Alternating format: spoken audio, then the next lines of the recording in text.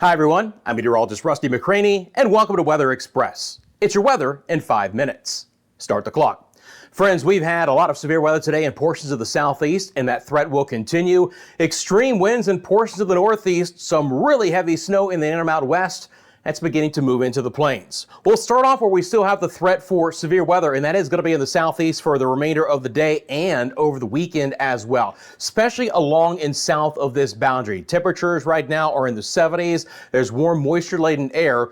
Earlier today, we had 5 confirmed tornado reports in Mississippi. So it shows you the active weather there. Storms will continue to fire up back even towards the Dallas-Fort Worth area. When I bring on the current warnings, you're going to see a couple of special weather statements and a severe thunderstorm warning or two just south of the Dallas area. So this is the spot as we move through the remainder of the day with the best opportunity for additional severe storms, especially again right along the Gulf Coast up towards I-20. So Shreveport, Monroe, Jackson, Meridian towards Montgomery, back down towards Hattiesburg and New Orleans. That's a slight risk area. Can't rule out some additional tornadic activity in these areas, and I'll be monitoring that situation for you guys. We continue to have a storm system move across the northeast as well. Now, these are your current temperatures, but let me show you these wind gusts, and we had some 50 and 60 mile-an-hour winds right along the lakefront there from Buffalo back down towards the Dunkirk area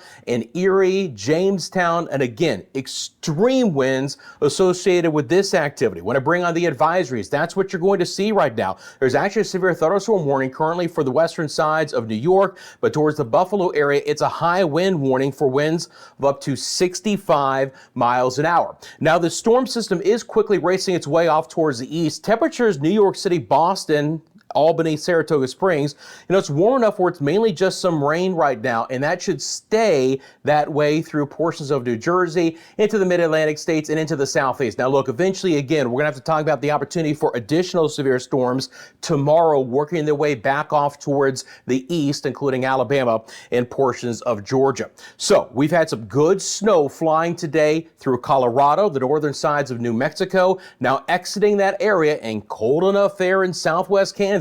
That's turning into some snow, and some of that could be on the heavier side there as well. Looking at the advisories, you do have winter storm warnings for southeast Colorado, portions of the panhandle of Oklahoma, northeast New Mexico, and the southwest sides of Kansas. And again, up to a couple of inches of snow. It's not outrageous amounts, but again, it's going to be an issue in a couple of those spots. Back out to the west, our storm system is beginning to fade.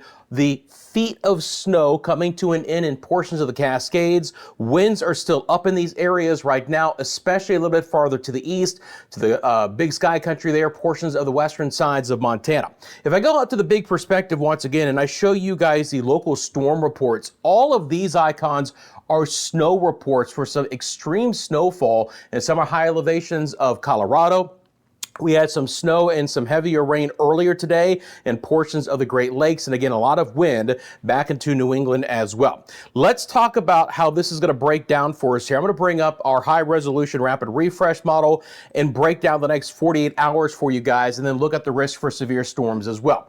So, big spin through the Great Lakes, cold enough there coming down from Canada, where this is going to promote some snow that'll fly for places like Chicago and Milwaukee and Detroit. You get into the warm sector of the storm system though, and that's really pretty far to the north. So a lot of the northeast in New England will actually be rain, maybe even a few thunderstorms, and then behind this turning into a little bit of snow. But the accumulations are expected to be very high for places like Syracuse on over towards Vermont, New Hampshire, and of course New York City. And then it's about these storms and the potential for more active severe weather, especially over the next 24 hours for places like Mississippi and Alabama and Georgia and into portions of the eastern sides of the Tennessee Valley. Things will begin to quiet down across the plains when that storm system, the area low pressure, pulls away.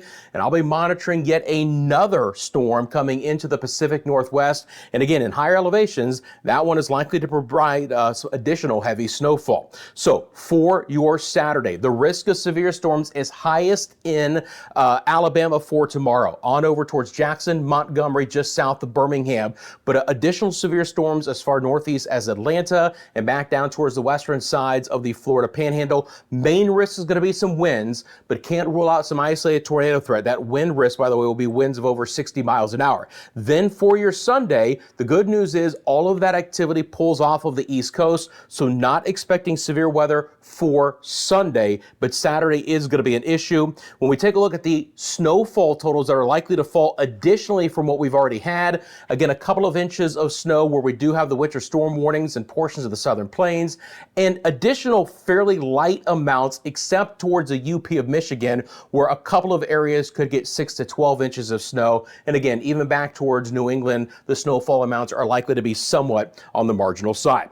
Friends, I'm out of time. I appreciate you making Weather Express a part of your daily routine. Let me know in the comments section below where you're viewing from. Thanks for taking a quick second and hitting that like button for me. Have a great rest of your day. I'm back tomorrow with your latest 5-minute forecast.